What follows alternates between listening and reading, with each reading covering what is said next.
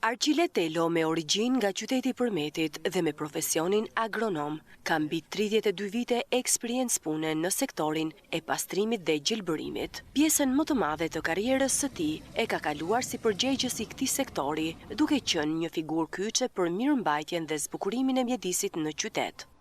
Rrugtimi im është tepër i gjatë. Kam filluar qysh të vite 92-93 themi saktësisht në ndërmarrjen komunale i quaj atëherë, me sektorin e pastrim gjelbërimit. Edhe sot vazhdon ajo traditë, duhet të punosh për të ruajtur traditën që ishte krijuar nga brezat që ne gjetëm, duke punuar në këtë sektor, pasi dhe profesionin që kam patur agronom, me shumë dëshirë, se s'ka dëshirë më madhe për një agronom punoj mes luleve të ndafilave, mes pastrimit, mes traditës të bukur që kishte Përmeti në vite. Asnjëherë nuk është zbehur për kujdesja nga të gjithë punonësit, nga të gjithë qytetarët, për të mos e ulur traditën e gjelbërimit për të ndafila dhe lulet, të cilat vit pas viti janë shtuar, kanë qenë në traditë dhe vazhdojnë sot kësaj dite me një punë më të lehtësuar për shkak të infrastrukturës të rregullt, ku në ato vite ne nuk e kishim këtë, mundësitë janë shumë më të mëdha dhe tradita vazhdon. Prej 7 muajsh, Telo ka dalë në pension, por lidhja e tij me mjedisin dhe komunitetin nuk është shkëputur. Ai vazhdon të jetë aktiv dhe i angazhuar, duke ndarë përvojat e tij edhe duke dhënë këshilla për ruajtjen e hapësirave të gjelbra.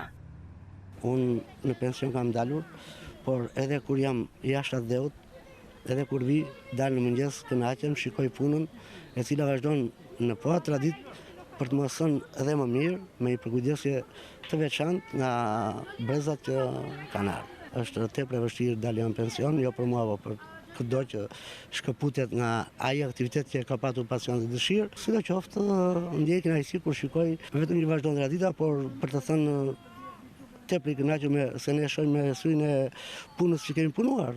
Natyrisht kënaqemi kur ecën dhe më mirë. Ndërkohë po ju shikoj edhe syt me lot. Kushdo, jo vetëm unë tek ky sektor, por edhe të tjerë që punojnë për sektorin ndryshëm, tek puna që kanë punuar, patjetër që preken dhe mangjen dhe kanë qejf që të jenë afër asaj pune që kanë punuar. Më vjen mirë që kolegët nuk na harrojnë, kanë dashamirësi si kolegët, si titullarët, shprehin ato falënderimet për konsiderat për kohën e kaluar. Njëkohësisht marrin edhe mendime nga ju. Sigurisht që po, patjetër. Atje ku ka problematika të profesionit që ka dhe ato sekretet e tyre, patjetër që po. Asnjëherë nuk është zbehur trëndafili autokton, siç janë, për shembull trëndafili nuseve, trëndafili bardhë, trëndafili kuq, por gjithsesi edhe me ndryshimin klimaterik janë përzgjedhur kultivarë të tillë që të kenë qelje gjithvjetore.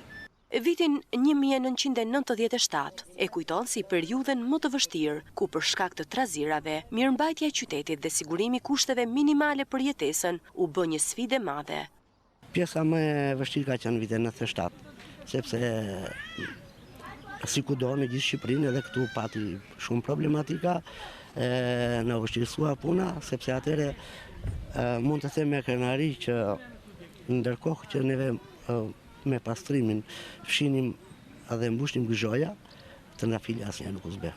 As luli, as trëndafili nëpërmjet nuk i trëmbi në theshtata, domethënë, sepse ishte përkushtimi, puna e të tërëve neve, sidomos e komunitetit që gjithmonë është i kujdesshëm në këtë aspekt. Patra fatin të punoj në vitet 97-2002 me të madhe në gjelbërimit që mbahet dhe sot e kësaj dite ndër më të mirët, Shpresa Ivanidi.